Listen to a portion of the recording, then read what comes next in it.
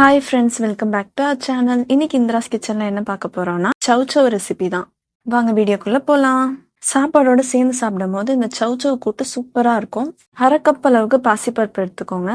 இதை நல்லா வாஷ் பண்ணிவிட்டு வேக வைக்கிறதுக்கு குக்கர் பிளேட்டில் ரெடி பண்ணி வச்சுக்கோங்க. 1/2 கப் பாசிப்பருப்புக்கு 3 கப் அளவுக்கு தண்ணி நாங்கள் ஆட் பண்ணியிருக்கோம். 10 சின்ன வெங்காயத்தை குட்டி குட்டியாக கட் பண்ணி வச்சுக்கோங்க. அதை இதில் ஆட் பண்ணிக்கோங்க. 2 பல் பூண்டு இதில் ஆட் பண்ணிக்கோங்க. 3 பச்சை மிளகாவை நீட்டமாக கட் பண்ணி இதில் ஆட் பண்ணிக்கோங்க.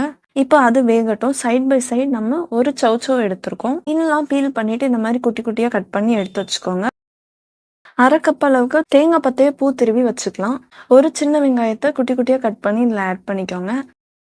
1 பல் பூண்டையும் இதில் ஆட் பண்ணிக்கோங்க. 1 டீஸ்பூன் அளவுக்கு சீரகம் இதில் ஆட் பண்ணிக்கோங்க. 1/2 டீஸ்பூன் மஞ்சத்தூள் இதில் ஆட் பண்ணிக்கோங்க.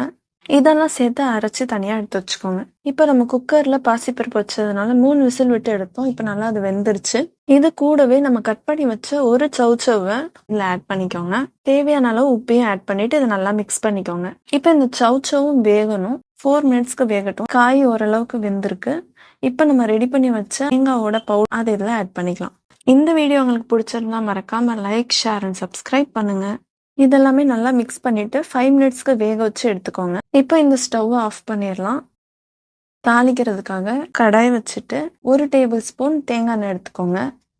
2 சின்ன வெங்காயத்தை குட்டி குட்டியாக கட் பண்ணி வச்சுருக்கோம். அதை ஆட் பண்ணிக்கலாம். இந்த வெங்காயம் கொஞ்சம் ப்ரௌன் ஆயிடுச்சு. 2 காஞ்ச மிளகாவை உடச்சி இதில் ஆட் பண்ணிக்கலாம். 1/2 டீஸ்பூன் அளவுக்கு கடுகு ஆட் பண்ணிக்கோங்க. கடுகு வெடிக்க ஆரம்பிக்கும் போது கருவேப்பிலையை கொஞ்சமாக ஆட் பண்ணிவிட்டு இதை இறக்கிருங்க. நம்ம ரெடி பண்ணி வச்ச அந்த சௌச்சவோட கூட்டில் இந்த தாளிச்சதை நம்ம ஆட் பண்ணிக்கலாம். இது ஒரு 2 மினிட்ஸ்க்கு லிட் போட்டு மூடி வச்சிருங்க. சாப்பாடோட சேர்ந்து சாப்பிட்றதுக்கு டேஸ்டான சௌச்சவ் ரெசிபி ரெடி ஆயிடுச்சு. நீங்களும் ட்ரை பண்ணி பாருங்க. நெக்ஸ்ட் வீடியோல பார்க்கலாம்.